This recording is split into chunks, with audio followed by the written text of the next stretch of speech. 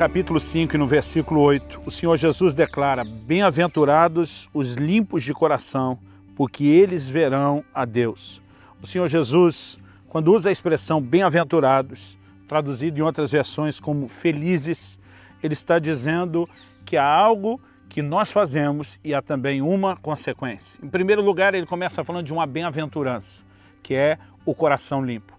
Mas em segundo lugar, ele fala de uma consequência, porque eles verão a Deus. Quando Jesus está falando do coração, nós sabemos que ele não está falando literalmente do órgão que bombeia o sangue. Ele está dando ênfase no interior. Agora, eu e você precisamos perceber que Jesus coloca o foco no coração. E a pergunta é: por que o foco no coração? Porque algo que aprendemos nas Escrituras é que Deus não olha o exterior. Ele olha em primeiro lugar o coração. Em 1 Samuel, no capítulo 16, no versículo 7, quando Samuel é enviado por Deus para a casa de Jessé para escolher um dos seus filhos que Deus queria que fosse ungido para ser rei, ele bate os olhos no irmão mais velho, Davi, e se impressiona. E o Senhor diz para ele: não se impressione com a sua aparência. O Senhor diz a Samuel: o homem vê o exterior, Deus vê o coração. O que chama a atenção de Deus é aquilo que está dentro de nós. Muitas vezes o nosso exterior pode ou não expressar o que está dentro, mas a verdade é que o foco é no coração. O que nós vemos na palavra de Deus é que a religião, por outro lado, a religiosidade, ela tende a enfatizar mais o exterior do que aquilo que é o interior. No mesmo Sermão do Monte, o Senhor Jesus diz, no capítulo 6 de Mateus, e logo no versículo 1, ele diz: guardai-vos de exercer a vossa justiça diante dos homens, com o fim de serdes vistos por eles. De outra sorte não tereis galardão junto de vosso Pai. Jesus não está dizendo que o que fazemos não acabará inevitavelmente sendo visto. Ele está dizendo que a motivação de fazer não deveria só a de ser visto. Porque muitas vezes as pessoas concentram, e a religião faz muito isso, a religiosidade concentra no comportamento, no exterior, algo que deveria ter início no íntimo, algo que deveria ter início no nosso coração. Quando o Senhor Jesus confronta os fariseus, que eram parte da seita mais severa dentro do judaísmo, ele diz o seguinte, e esse relato está no Evangelho de Mateus, no capítulo 23, no versículo 5. Ele diz: praticam, porém, as suas obras com o fim de serem vistos dos homens, pois alargam seus filactérios, alongam suas franjas, amam o primeiro lugar dos banquetes e as primeiras cadeiras nas sinagogas, as saudações nas praças e os serem chamados mestres pelos homens. Jesus estava dizendo o seguinte: eles fazem só com o fim de ser vistos. Há muitas pessoas com aparência e com uma encenação de justiça.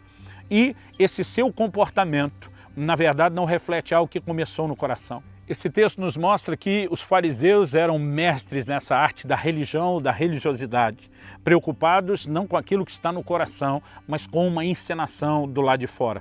Algo que nós vemos Deus, na verdade, ter um posicionamento contrário e repreendê-los. Por exemplo, no Evangelho de Marcos, nós lemos lá no capítulo 7, nos versículos 6 e 7, Jesus citando uma palavra do profeta Isaías. Ele diz: esse povo me honra com os lábios, o seu coração, porém, está longe de mim. Ele chama isso de uma adoração inútil, vã, e diz: em vão me adoram.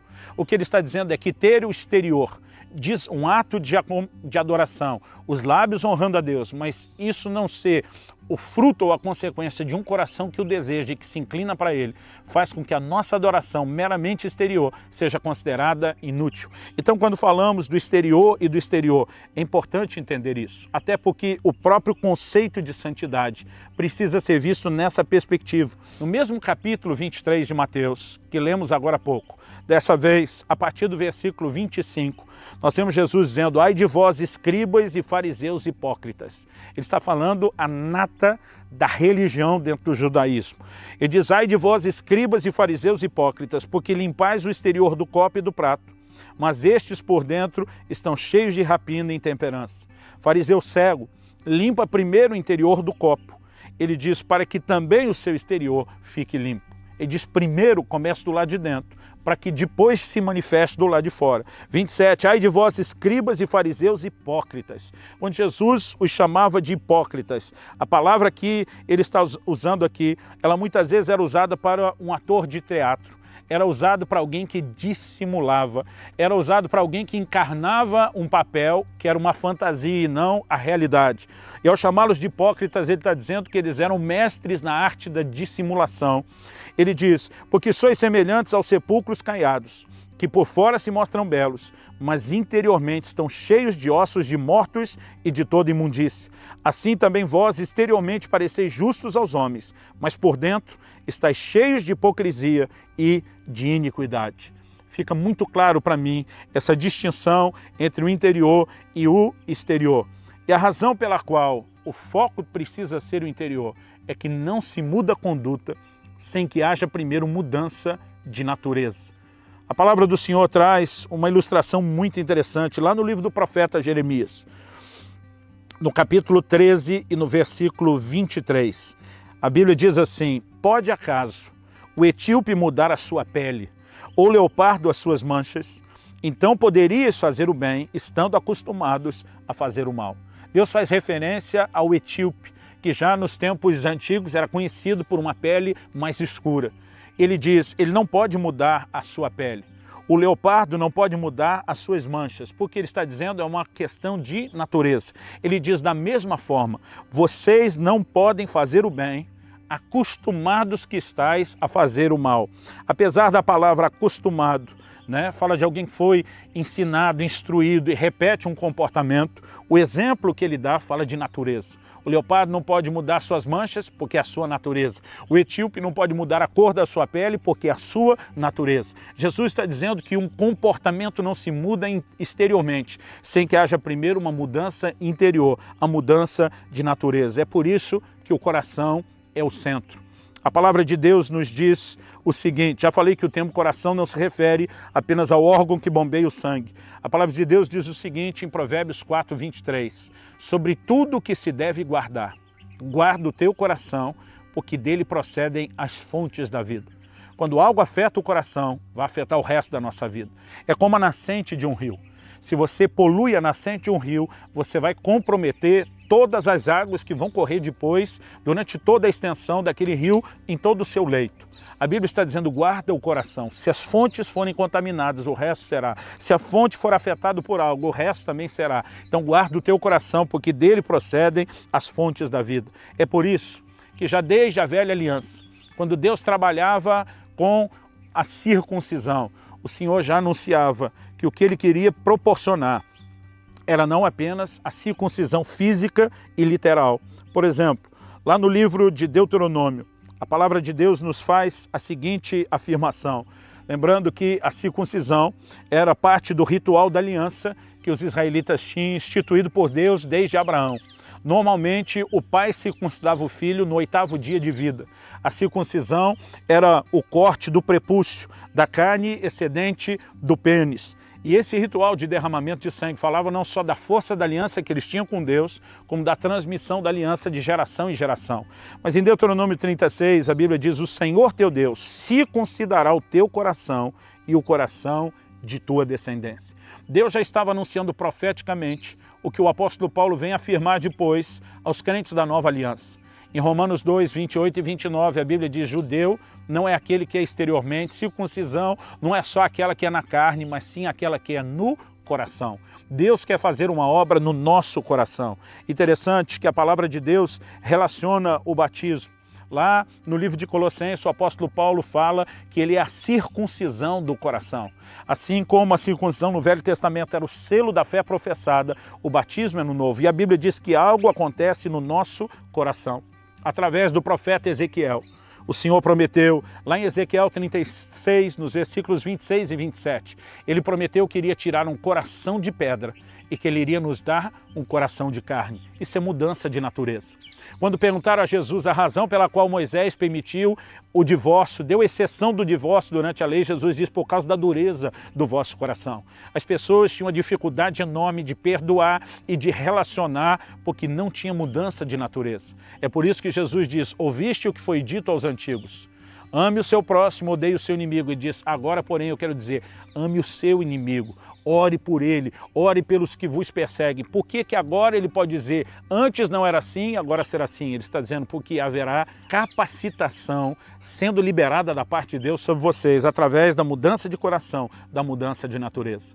Efésios capítulo 2, do versículo 1 até 3, nos fala que ele nos vivificou, estando nós mortos nos nossos delitos e pecados. O texto diz que nós éramos, por natureza, filhos da desobediência. O problema era um problema de natureza. E qual era a solução de Deus? Nascer de novo para manifestar uma nova natureza. É por isso que Jesus diz a Nicodemos, se alguém não nascer de novo, não pode herdar o reino de Deus. Nicodemos pergunta, como é que eu posso nascer de novo? Eu vou entrar dentro do ventre da minha mãe e sair novamente? Jesus diz não, o que é nascido da carne é carne, o que é nascido do Espírito é Espírito. O novo nascimento é espiritual, é a mudança e transformação que o Senhor tem para operar em nós. É por isso que a Bíblia diz em 2 Coríntios 5,17, se alguém está em Cristo, nova criatura, ou nova criação é.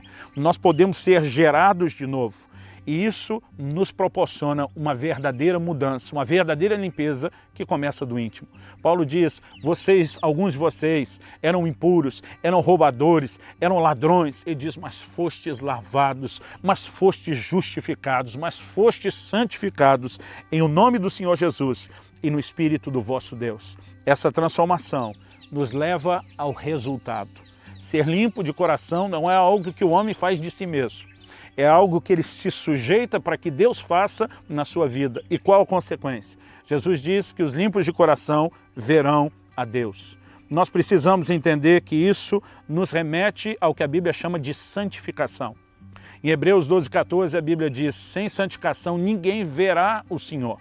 Então, para vermos o Senhor é necessário santificação. E a santificação ela tem dois níveis. Ela começa por essa experiência inicial de entrega de vida ao Senhor Jesus, do novo nascimento, mas ela se estende depois.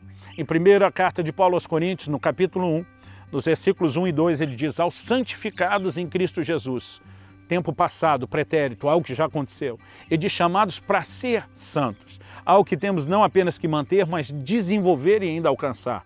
Nós chamamos isso de santificação inicial e progressiva. Isso está bem exemplificado lá no livro de Isaías, no capítulo 1, no versículo 18, quando Deus diz, ainda que os vossos pecados sejam como a escarlata, como o carmesim, está falando de duas coisas que tingiam o tecido e eram difíceis de ser removidos. Deus disse, eu os tornarei brancos como a neve, brancos como a pura lã.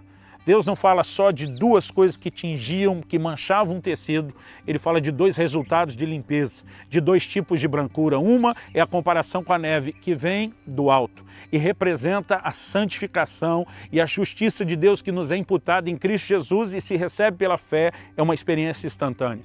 Mas ele fala também da lã, que brota de dentro para fora na ovelha. E esse é o exemplo da santificação progressiva. É quando eu e você nos deixamos ser dominados pela nova natureza. É quando subjulgamos a velha natureza. O apóstolo Paulo, ele escreve e diz que nós temos que nos despir. É como tirar uma roupa, nos despir do velho homem e nos vestir do novo homem. O que Deus colocou à nossa disposição no reino espiritual precisa de uma forma posicional, prática, comportamental ser manifestado no dia a dia. Essa santificação vai nos levar a um resultado. Algo que eu e você precisamos entender que a santidade não é um fim em si mesmo. Ela é a ponte para a intimidade. Intimidade é o sonho de Deus para o coração de cada um de nós, para o relacionamento dele com cada um de nós. Desde que criou o homem, estabeleceu o primeiro casal no jardim, Deus diariamente os visitava. Ele queria relacionamento. O Salmo 25,14 diz, a intimidade do Senhor é para aqueles que o temem, aos quais ele dará a conhecer a sua aliança. A santidade não é um fim em si mesmo. Ela é uma ponte para a intimidade com Deus. A intimidade que o pecado tem o poder de nos afastar dela. Isaías 59 diz, as vossas iniquidades fazem separação entre vós e o vosso Deus, de modo que ele não vos ouça. Agora, quando vencemos o pecado, nos permitindo ter a santificação inicial, mas também a progressiva, a ponte de intimidade com Deus, que Cristo nos proporcionou, é preservada através da nossa atitude, através da nossa conduta, e isso nos permite viver o sonho, o projeto de Deus para cada um de nós, que é essa intimidade.